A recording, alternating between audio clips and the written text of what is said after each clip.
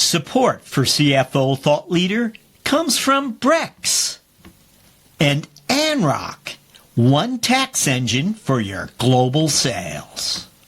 Hey everyone, this is Sandeep Aujla, CFO at Intuit, and you're listening to the CFO Thought Leader podcast. This is episode 1073. I mentioned to you earlier, I spent some time leading the FP&A for Intel's largest reportable division for a few years. As I stepped out of that role, I stepped into a much smaller role. I was supporting a group, Intel's high-performance computing group. And at the time I stepped into the role, that group was viewed pretty negatively. It was viewed as a business that was very small. It was viewed as a business that was basically just giving away our CPUs.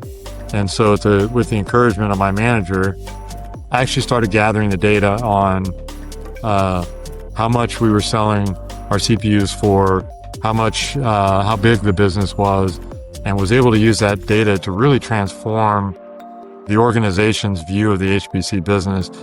What we discovered, in fact, was that HPC was one of the largest segments of the data center business inside of Intel, and it was its most profitable.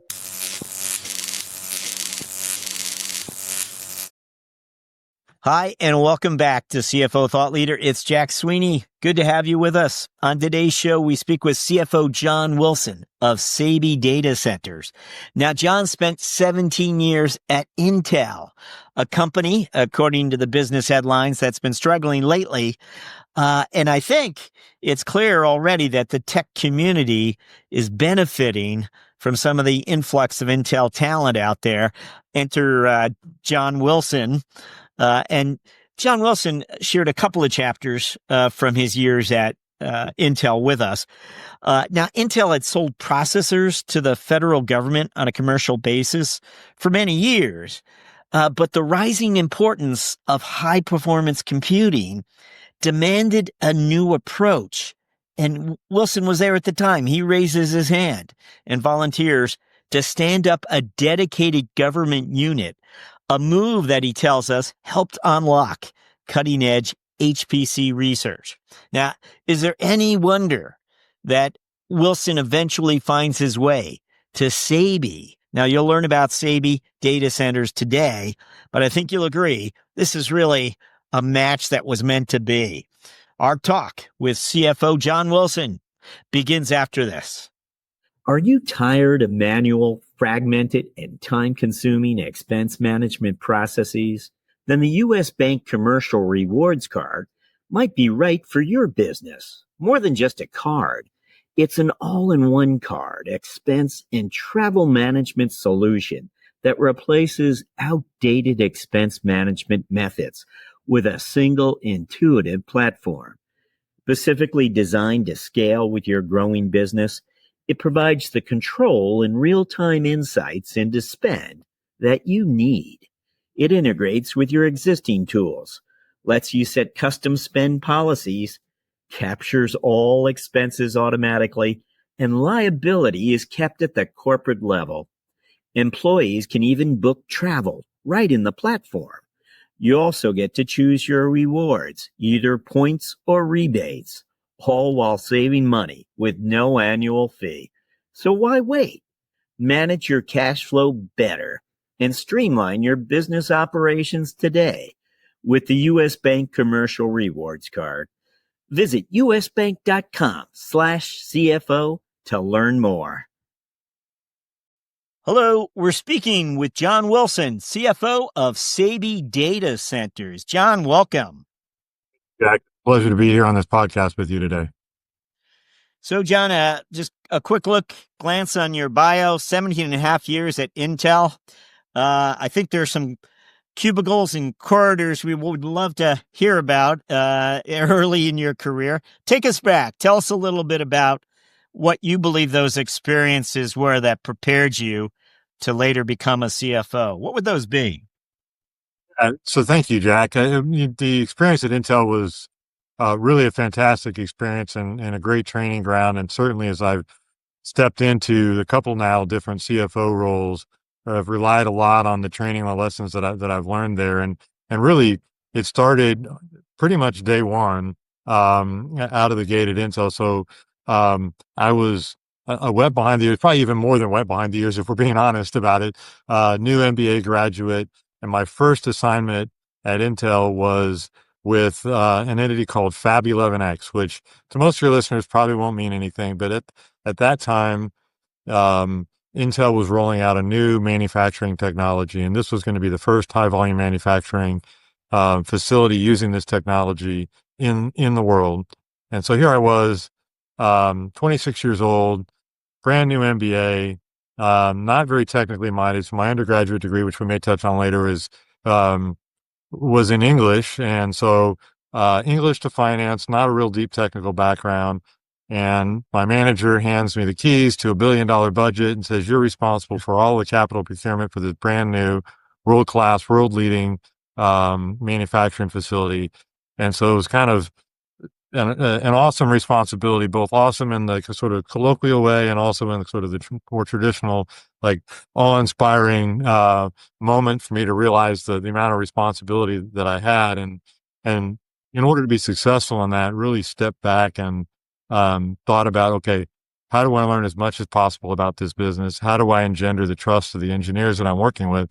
And it really forced me to look at the business, not so much from a finance perspective, but from the engineer's perspective, understanding their models for how they were going to staff up and build this factory. And ultimately we were successful in delivering that factory. And, as far as I know, it's still operating today and generating, profits, for Intel out of that fab. And that was kind Was that in New Mexico, or was that down or Oregon? Right? Are those two that was in Albuquerque, New Mexico. Technically, Rio Rancho, a suburb of Albuquerque, but yeah. So did you relocate for that kickoff role there? Or? I did. I graduated from Purdue with my MBA, and so my wife and I moved to Albuquerque. We spent 4.5 years there. Really, really big fan of the city and the culture and the environment. I had a great time there. So I spent 4.5 years there working in the manufacturing environment, and then I wanted to experience something different. And that's what led me to move up to Oregon with Intel. And really had a pretty unique experience when I moved up to Intel as well. I moved up to be the central finance manager, which is really kind of an FP&A role for the network and storage group. And literally, so this is not to embellish the story, this is literally what happened. The day that the moving van is at my house, unloading things into my new house in Oregon, my manager pulls me aside and says, hey, Intel's going to announce this massive reorganization. And as part of this reorganization, they're breaking up. There's not going to be a network and storage group anymore. So, fantastic. So, should I call the movers and tell them to start going back the other direction? What exactly does this mean? And, clearly had several more years at Intel after that. So the story worked out well. And I think it's been a lesson for me that a lot of times there are setbacks or adversity, but it can turn into something really positive.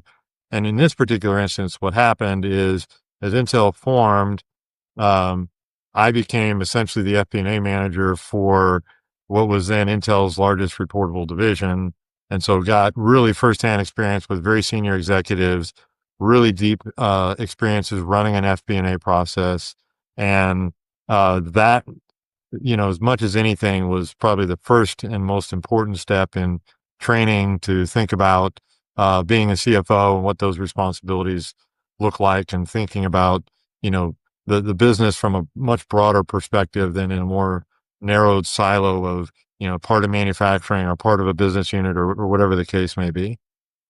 Can you give us a sense, John, of the Intel culture in terms of you're part of the finance team? You're on that finance path. You mentioned you're FP&A, and I see another title you have coming up, controller. I mean, you're traditional. Sounds traditional finance, but would we be surprised where you spend your time? I mean, are you embedded, or is that a term that Intel wouldn't use?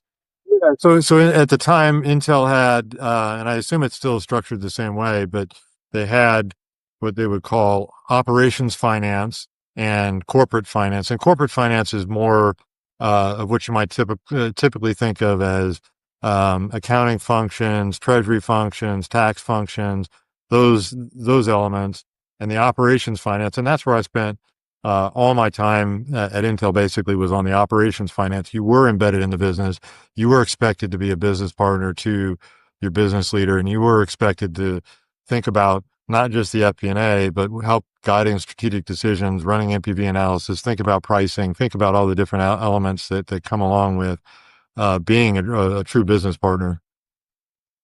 Were there any, I mean, it didn't exist where there were aspirations for the operational finance people to jump into the traditional finance function or vice versa?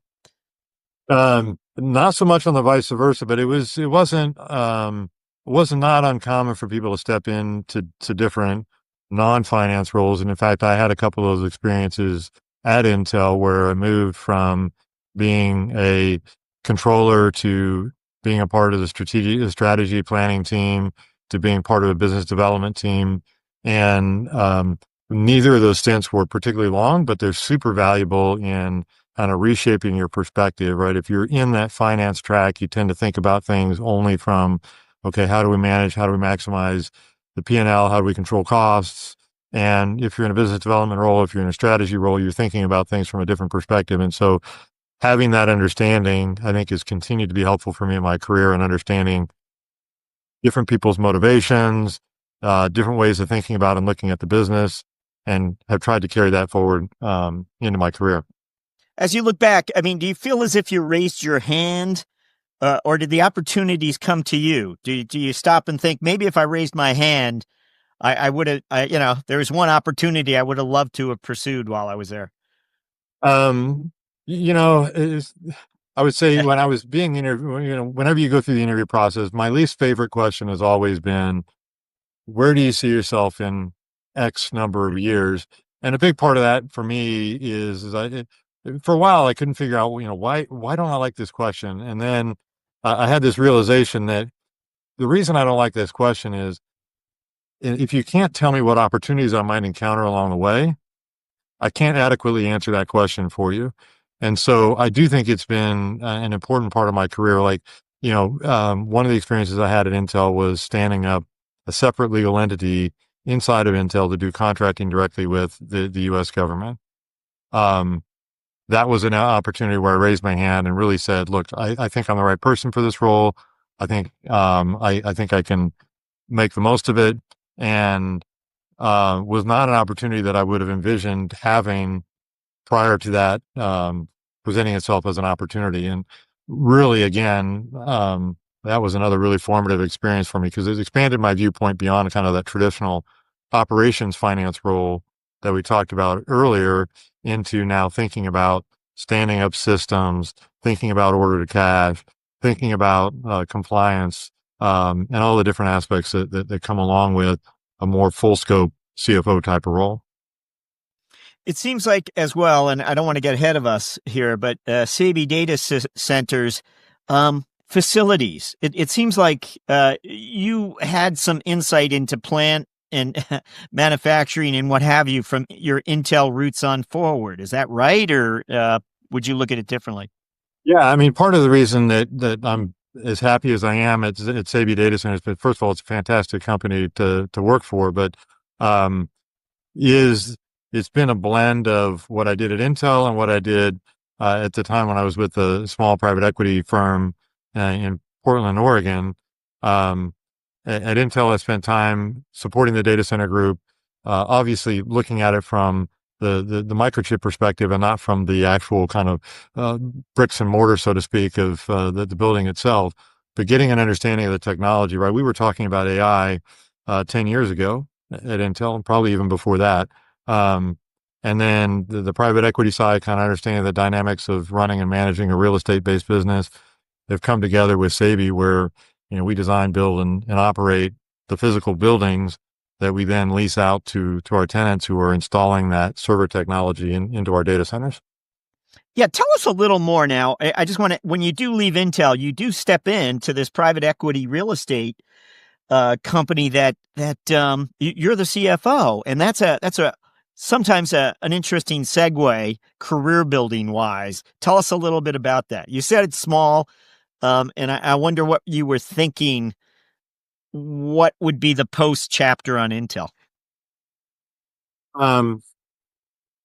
part of what I mentioned it earlier, standing up the Intel Federal Organization, part of what I really liked about that, because it was so unique, had a lot more autonomy and had a lot more breadth of scope than pretty much any of my peers, just due to the nature of the business and kind of the unique structure that it had, and was looking for something that scratched that itch and scratched an entrepreneurial itch. And so, through an acquaintance, was able to interview for and got excited about the opportunity of participating in a totally new industry and kind of bringing what I had from my Intel experiences to this new company. And, yeah, I'll say, within, I think it was my first day or maybe my second day, at Fairway America's company I was at. I sat down and kind of still had the old Intel mindset of, okay, I've got a bunch of things I want to get done. I'm going to send out a bunch of requests, and the answers will sort of filter in over the next couple of weeks as I get to the right place in the organization. And then, you know, I sent out the emails, and 15 minutes later, all the answers start pinging back in my inbox. It's like, it was sort of an aha moment that, okay, this is going to be a much more agile organization than a big company is going to be. So I need to reset my thinking about how we approach things, and what we're going to be able to accomplish. And that's twofold, right? One, recognizing the speed with which we can move, and two, recognizing that, your resources are going to be a little bit more limited. So you have to think about, how do you really prioritize, your efforts and focus on what are the most high value, aspects that you can bring to that organization to really help drive that growth. Did you enjoy, I mean, in this first CFO role then, did you enjoy a good deal of a sense of freedom? I mean, you're outside the wide body Intel organization. Yeah, I think, the reality is that the stakeholders change and the types of freedom, change. So certainly autonomy within the scope of, running the finance function at Fairway was much greater than it would have been, at Intel. But you have different stakeholders, and those stakeholders are, much closer to you, right? So you have to, in my particular case, it was really working with founder and CEO, making sure it stayed, tightly in alignment with him. And over time, as things progress, ultimately, that's what led me to frankly, to being open to looking for this opportunity that I now have at Sabey, is, that separation on what I felt the strategy should be. And I couldn't, frankly, in good conscience, stay on as CFO if I wasn't aligned with the founder and CEO on the strategy and the vision and where we should be taking the business. Wasn't going to be a place where, if you're not really fully committed, that's not the right spot for you to be in. Well, that was a 7-year chapter, so you're a bona fide CFO when you exit. But what were the takeaways from that first CFO chapter? Yeah, so I think for me, there were a few things that, coming into the role, I had blind spots about and really learned to have a much deeper understanding of. One is, the tax, regime and how important tax is to an organization. I sort of had that, understanding at Intel, but you're so limited in your exposure to it versus in the much smaller company. All of that's, on my shoulders to help coordinate and optimize. And, so that was a really key learning, and my understanding of tax, particularly for a private company, is much deeper having exited that experience than it was, going in. And then I think the other thing is just recognizing, that the team size is smaller, so your depth of resources is smaller, but it's really important to not expect that you have the answer to everything. And you still need to reach out to your network, to, external parties. If there are things that you're struggling with, reach out to other people to find, answers to those, because you still need that. You still need to do it right. You still need to have all the expertise that you can gather to deliver the best product for your company and your organization. Well, thank you for that, John. Some insights there for us. So let's find out about Sabey Data Centers. John, tell us about this company. What is it about today? Yeah, great. So we design, build, and operate data centers across the United States. We count as customers some of the world's largest companies, and we're really proud of the business that we've built here. maybe to just help give a little bit of context, Joe, it would help to get some history of the company. So the Sabey company has been around for 50 plus years, building mission critical buildings, primarily in the Pacific Northwest. Although as a data center company, we've really expanded and have a national reach. We've got operations, of course, here in Seattle. We've got operations in Central Washington, Ashburn, Virginia, which for those in the know, that's like the heart of the data center industry. We've got operations in Austin, Texas, and we even have a data center that's part of a building tower at the foot of the Brooklyn Bridge in Manhattan. And what we strive to do is build scalable, flexible data centers that can deliver low cost power, and that we operate with that mission critical mindset to have 100% uptime. And it's really a unique challenge in this particular industry, right? Because you're building buildings that you intend to be there for 30 plus years, but the technology you're housing inside these buildings is changing almost literally by the minute, by the hour. And so how do you have enough flexibility in what you design and build that you can accommodate the future waves of technology, but don't have so much flexibility built in that you have a cost structure you just can't support and sustain? And so that's really one of the balances and challenges that we're looking at, particularly in this moment of time when the technology is shifting from sort of traditional cloud hosting and the rampant advent of artificial intelligence. Is the modular approach that Sabey takes in designing these centers, does that really distinguish it today, or are many of your competitors also using what might be characterized as a modular approach? Our approach is, we're not totally unique, but we're somewhat unique in that respect, in that a lot of folks in the industry have gone pretty much exclusively after what we call hyperscaler business and building out data centers for the Googles and Microsofts and Metas and Amazons and others of the world. And while we certainly have a share of our business that's also taken up by these hyperscalers, we also strive to have a much wider tenant base, and so we're offering our data centers to the enterprise customers as well. So we have a much wider tenant base than some of our competitors do, and their appetites are not in the hundreds of megawatts, but in the 1 to 2 to 3 megawatt range. And so that modular approach really works for the customers that we have. And we've been really fortunate that with the quality of the customers that we have as part of our portfolio, and I think the quality of service that we've delivered them, that they wanted to stay with us and grow and expand with us. So that modular approach really fits well with that mindset. And we like it from the standpoint that it's risk differentiated from some of our competitors. Can you tell us a little bit about the client mix? I mean, you just mentioned some are smaller, some are larger. What does the pie look like? Yeah, so we really kind of distinguish it between investment grade and non-investment grade rated tenants, and 75% of our customers are investment grade rated. So they're Fortune 500 companies, large businesses, and then the other 25%, smaller businesses, private companies. We have some government institutions and some hospital systems. So it really kind of spans the gamut of people who need data center space. So can you tell us a little bit about your finance organization? Now, you arrived more than a year ago. You've been in the seat. We're always interested to hear, did you reorganize finance? Did you make a number of key hires? What would you share with us?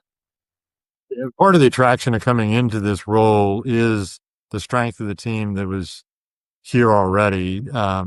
It was, I think, somewhat unique in this space, right? It was often when a CFO gets brought in, it's because either there's been rapid growth in the company and it's a new position, or somebody needs to be replaced, or the company is in a turnaround state. Fortunately for me, none of those things were true. Patty Sewells had been the CFO of the company for almost 30 years and was working towards retirement. And this was part of a long planned transition. So I was very, very fortunate to walk into a very stable situation, in a situation where, Patty's still available to me as she's finalizing her transition out. And so I feel frankly blessed to have kind of walked into a super stable situation like that. So fortunately did not have to do any reorganization. We have added staff and headcount on the finance side just as we've continued to grow our business as a whole. But that's really been the single motivator, is just kind of recognizing the scale of growth that's happening in the data center space right now and making sure that we keep up and stay ahead of that. So can you detail for us? I mean, it's privately owned. Are there any, from a capital structure point of view, are there any new investors, or what? How are you your expansion capital? Absolutely. So the company is about 50% owned by the Sabey family through their entity, and then 50% owned through an equity partner, National Real Estate Advisors. They're a pension-backed fund based out of Washington, D.C., and they've been our partner for the last 15 years, which, again, was another attractive element of the role for me. Is a long, stable equity partnership with a stable boardroom with good board dynamics. And so that's helpful in terms of being able to help manage the business and manage the board, having that stable set of folks there, and that alignment in terms of the values and the perspective of those board members has been key. Not 100% free of challenges. No role ever is, right? But fortunately, most of our challenges have been centered around how do we grow, how fast do we grow, where do we grow, and those are all much more positive discussions than some of the other ones that you could be having. Now, do you operate the majority of the data centers that you design and build? We do. We actually own and operate all the data centers that we have. That's an important aspect of the relationship. It's important for us to not have, I'll call it that 5-year private equity view where, you come in, turn a profit and try and sell it. The Sabey family, NREA, has a long-term perspective. So we're thinking about these not from a 5-year perspective, but from a 50-year perspective. And we want to be invested in the communities. I mentioned earlier, we do design, build, and operation. Our goal is to maintain stability of the staffing of the design, the build, and the operational staffs in these local communities, really being embedded there and making a difference in those communities where we operate. And I think that's been a part of our success, is the culture that we have around that, the culture as a company, and what we bring to those communities.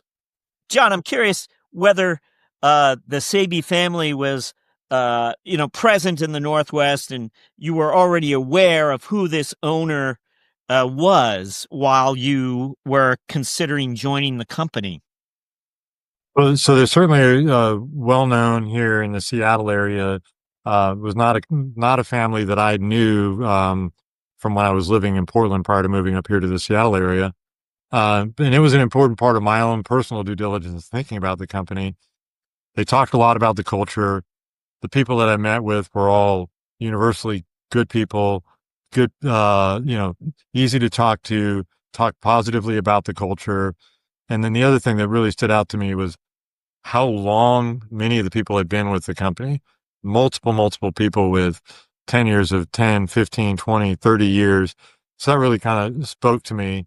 But even still, it's going through that process in the back of my mind. I thought, you recognize that you go through the interview process and both parties are trying to put on as good a face as possible. And so there was a sense of like, okay, I hope what I'm getting into is as good as I felt like it would be through the interview process. And fortunately, I've found that not only is it as good as I thought, it's probably even better than what I thought going through the interview process. And I don't want to sound, Pollyanna, like everything is roses and sunshine. Like any business, any company, there are dynamics you have to work through.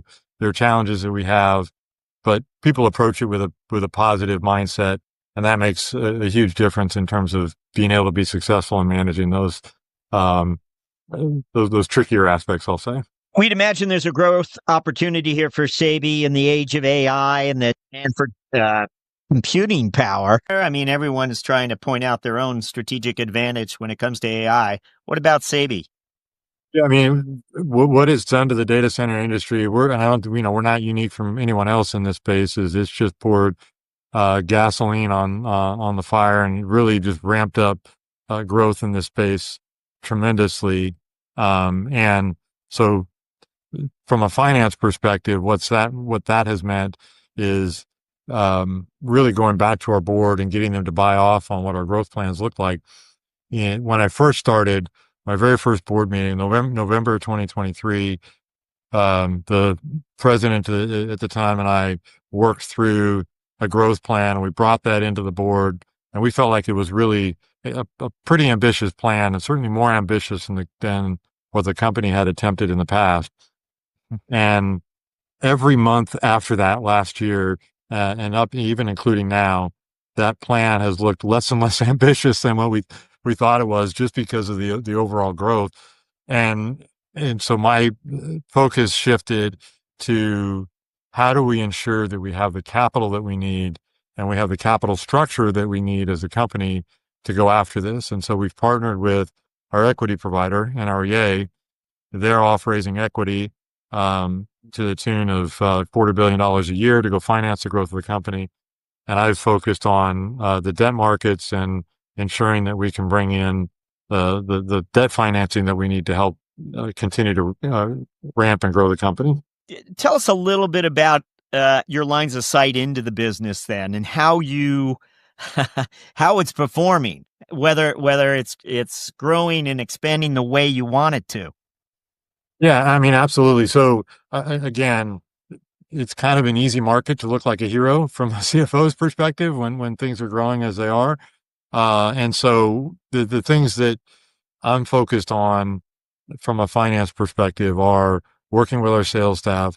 Let's start doing pre-leasing on these buildings even further in advance.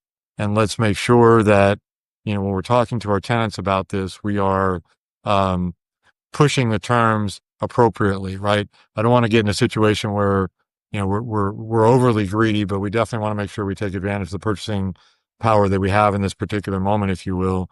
And taking advantage of where market rates are, whether it's rate or term or annual escalators or any of the other aspects of a lease. So let's be cognizant of the environment we're in and put the company in as solid a foundation as we can. So that's one aspect of it. The second aspect of it is really thinking about, okay, as we're growing and expanding this business, let's make sure that we are investing appropriately on the operational side of this. Let's make sure we're investing appropriately on the construction side so that we can keep up with the pace of demand that we're seeing here. Because we live in a world where our buildings have to be delivered on time, on budget, and then when we operate them, every minute of every day of every week, no room for mistakes. Right? They have to be up and running 100% of the time.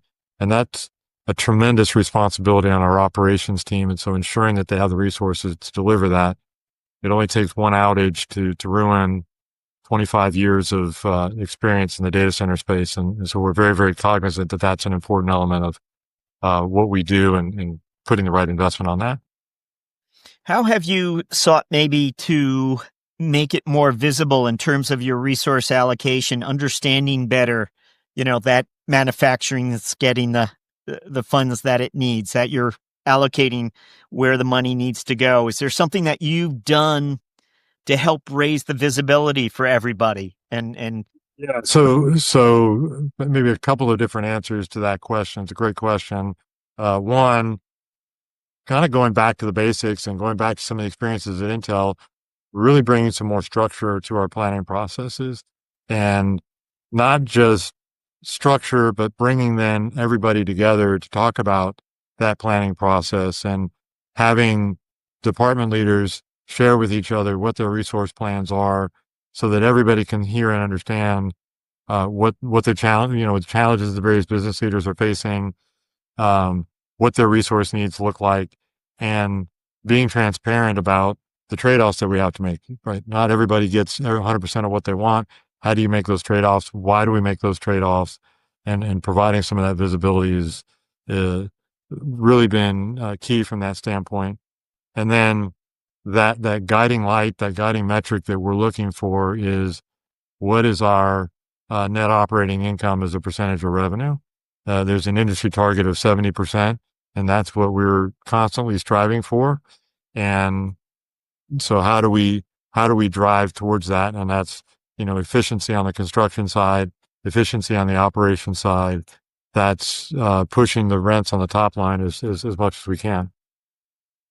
Are there parts of the team that you've sought to help educate, for less of a better way of saying, or make them more aware that in the past they perhaps, it was felt not necessary to allow them to understand the numbers? Yeah, I think frankly, a lot of the sales folks and a lot of the operations folks, one of the key things that we've done, the team's already been aware that this is a very capital intensive business, but I've been deliberate about trying to help the team understand exactly the connection between what they're doing and how that impacts our ability to go off and finance the business. So explaining to the sales team, for example, that it's great that you've got this brand new startup that's got $1 billion on their balance sheet and $0 in revenue. But if I try and go and borrow against that contract, I'm not going to get nearly as much as if I'm doing that against an investment grade rated top 50 company in the world. It's going to be a totally different conversation. And so helping them understand that we have a portfolio, we have to have the right balance in there. We spent a lot of time on that. Also educating them on, how does the equity raising process look like? What does the structure look like? So they can kind of draw those connections between here's what I'm doing and how that impacts the business as a whole. Great. Well, thank you for that. Great detail there for us. It's time for our finance strategic moment question. And John, this is where we just are asking you to look back in time and share a moment of insight that you experienced along the way. What comes to mind when we ask for a finance strategic moment? Yeah. So one of my experiences, I'm going to harken back to Intel because it's then an experience that I've tried to carry with me. Okay. It's the power of data, which I suppose should be fairly obvious, but the power of kind of collecting and interpreting that data. So I mentioned to you earlier, I spent some time leading the FP&A for Intel's largest reportable division for a few years. As I stepped out of that role, I stepped into a much smaller role. I was supporting a group, Intel's high performance computing group. And at the time I stepped into the role, that group was viewed pretty negatively. It was viewed as a business that was very small. It was viewed as a business that was basically just giving away our CPUs. And so with the encouragement of my manager, I actually started gathering the data on how much we were selling our CPUs for, how big the business was, and was able to use that data to really transform the organization's view of the HPC business. What we discovered, in fact, was that HPC was one of the largest segments of the data center business inside of Intel, and it was its most profitable. So yes, in some cases, the most high-profile cases, we might be discounting our CPUs really low to win a large supercomputer deployment. But in many other cases, the kind of the drag-along effect, these were our most expensive CPUs that we were selling at a pretty minimal discount. The other sort of unintended benefit that came from that is because we had this data, I could have much more productive conversations with our sales force. Hey, they would come to me and say, hey, I've got to discount this thing all the way down here to win this business. And I could go back and look at my data and say, well, 2 months ago, we had a scenario that was exactly the same, and we're able to win it at a price that's twice what you're telling me. And so kind of had this virtuous cycle effect of raising the average selling prices of those CPUs even higher as gathering that data. And so I've tried to carry that forward with me of understanding like, okay, rather than making decisions based on emotion, let's gather the data, let's figure out what's right, and let's apply that as the metric to think about and guide and lead the business forward. So when you stepped into that CFO role for the first time, and again, after 17 and a half years inside the Intel wide body, this had to be something of a jolt to the system. At the same time, you were the CFO. You were one of the top top people in the company. Tell us something, that you didn't expect. If you could go back in time and give that person some advice, what is it that you wish you knew at that place in time? A little bit earlier, but I think really thinking about how much broader your role is going to be, and thinking, I mentioned the tax, needing to understand the accounting side, build those relationships with your outside accounting firms, with your outside tax firms, find experts in these different areas. The sooner you do that, the more quickly you'll be able to come up to speed, the more quickly you'll be able to bring and add value to the business itself. That's probably the number one thing, right? And if I were to maybe reframe it as mentoring, there may be people who are listening to this who are already really strong on the accounting and tax side and think, well, it's not necessarily a blind spot. Well, think about how you do business valuation. Think about how you do NPV analyses. Think about how you're going to run a budgeting and planning process for the company, right? So there are lots of materials out there about what the full scope of a CFO's role are. As you're stepping into the role, look at those, think about those, identify the areas in which you have the least experience, and go find people who can help you with that. And my experience has been that people want to help you and are excited to help you. And as you reach out to them, it's validating for them as an expert, right? And they'll be generous with their time. Am I right? I mean, when you were at Intel, you could reach out to colleagues, but you might have seldom reached out to the outside world, where that's what was required here, perhaps. Am I right about that? Yeah, absolutely. I think that was one of the, recasting your question, that was actually one of the challenges is Intel had a vast, treasure trove of resources that you could rely on, but it was pretty insular, right? You didn't go outside the company for expert advice for the most part. And recognizing and kind of continuing to build your network outside of the company that you're currently with would be another piece of advice that I guess that I would offer. Get involved with local finance communities in the area that you're in. There are a number of them that are out there, and I think all of them are valuable in terms of just widening your perspective and building your network. I think it's interesting. One of the roles you did have at Intel was director of market development. Was that the realm where you stood up the government unit, or as you described it? Yeah, that was actually after that role.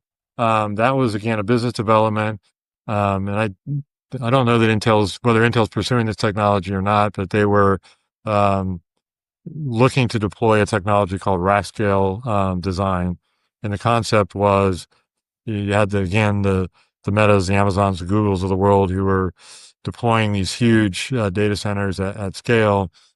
How do you make the design concepts available to much smaller enterprises? It was to Intel's benefit to try and have as wide a customer base as possible. It wouldn't have been great for Intel if everybody went to the cloud and there were 3 customers that Intel could sell to. It's much better to have 50 customers than 3. And so that was the concept behind that. And it was a great experience for me in terms of being able to, as I mentioned earlier, think about the business differently, think about things like marketing strategies, think about how I'm going to sell a technology, build a pipeline of, customers, build a pipeline of suppliers, build a pipeline of partners. And it was that government experience, though, all of what you accomplished there that maybe swung open the door to this business development role that you stepped into next. Yeah, I think that's a fair statement, right? So, just from a historical perspective, tell me something, because Intel had to have been selling to the government for some time, but what you did was something bigger and unique, right? Yeah, absolutely. So, you're right. Intel had been for years and years selling CPUs into the government, but they'd done that on a commercial basis, right? No different than if the government were buying anything at the grocery store or hardware store or wherever else, right? That didn't necessarily require a unique process. But what we were doing And really the genesis of this was recognition of the importance of high performance computing and the theoretical limitations that were coming from a resilience standpoint, from a power standpoint, from a number of different areas to continue to grow and accelerate kind of this high-end supercomputing. And Intel wanted to be a part of the research that was funding the new systems that we built on these new technologies. And so we then needed a mechanism to participate directly with the U.S. government. And the reason I wanted to circle back on this was because this is where you raised your hand, or at least figuratively speaking, that's what it sounded like. Mm. And I'm wondering what you said. It was something that interested you. Why? Was it the high, performance computing? Was it what aspect of it? Selling to the government doesn't sound all that exciting. But what was it? Yeah. I mean, it was really unlocking that high performance computing and being a part of that. Very exciting to be the most bleeding edge of technology in that space was very exciting. Working through the government, the federal acquisition regulations, I don't think there's anybody who would describe that as exciting. Well, that's what occurred to me. I was like, oh, yes, that's definitely. Somewhat joking aside on that, it did appeal to me that there was a challenge here. There was a puzzle to be solved of how to make this work inside of a very commercially based company, and not a company that you would describe of as, really oriented towards compliance with something as rigorous and as painstakingly detailed as the federal acquisition regulations. So, John, we always like to ask our guests to reflect a little on the personal side for us. You've been there over a year, as we said.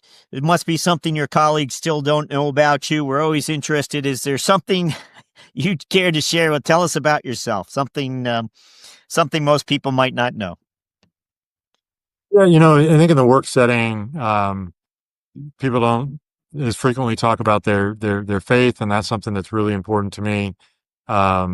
And it's something that helps keep me grounded at work. It keeps me grounded at home. It gives me exposure to people in all different walks of life, all different personal circumstances, and allows me to really reflect on my own personal circumstances, allows me opportunities to give back to the community. And so it is something that's very important and very close to my heart, and I think helps give me the grounding that I need to be who I am at work each and every day.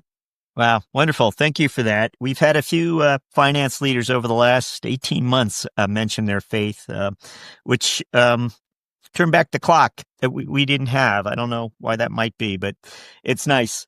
Hey, is there a book or a resource of some kind that you'd like to recommend to the audience, something that's influenced your thinking, or maybe it's something you escape with? I don't know.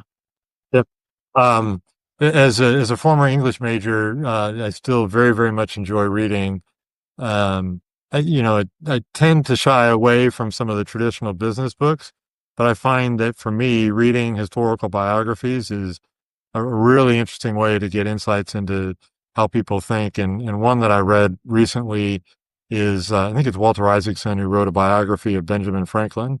Mm-hmm. And really, really fascinating individual. And I learned, everybody's heard of Benjamin Franklin, but I learned so much more about his mindset, and try to apply different elements of what he did, whether it's the tinkering, his approach to diplomacy, his approach to statesmanship.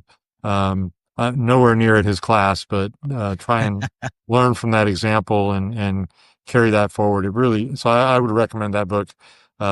Even if you don't try to learn anything from it, it's a pretty fascinating deep dive into one of our country's founders. Yep, great choice. And I think it's my preferred. There's the Steve Jobs one that Isaacson run, yep. And there's the Einstein. I think he might have written one about Elon yes. Musk. But I think he has. Yes. I think Ben Franklin is my favorite as well. So thank you for sharing that.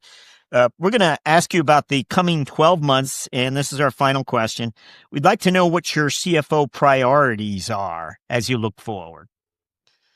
Yeah, so continuing to think about that capitalization structure, making sure that we've got the capital, debt, and equity flowing in. As I mentioned, building these data centers is a very capital intense business. So that's very, very much at the forefront of my mind. And I think right alongside that, working with our operations and constructions team, we have a culture here of being good stewards of our resources and just ensuring that we maintain that aspect of our culture. Doesn't mean being cheap, doesn't mean cutting corners, but it does mean being wise and being good stewards of the funds that we're allocating to these various projects. So that's an important aspect of it. AI and automation, right? So if we're going to benefit from this, we also kind of need to eat our own dog food, so to speak, and ensuring that we're doing everything we can to stay at the forefront of understanding the technology and deploying that technology within our operations so that we can be as efficient in everything that we can do here. The other one two more that I'd highlight, power is a huge issue in the data center space, and understanding what our power utilization strategy is. How are we going to go and identify new sources of power? How can we continue to find ways to make the power that we're consuming more sustainable? That is a key part of our focus. And then lastly, I'd be remiss if I didn't talk about the company's culture, right? So we're growing rapidly. That puts stress on a company's culture. And so that's been a foundation of the company's success for the 50 years that it's been in business.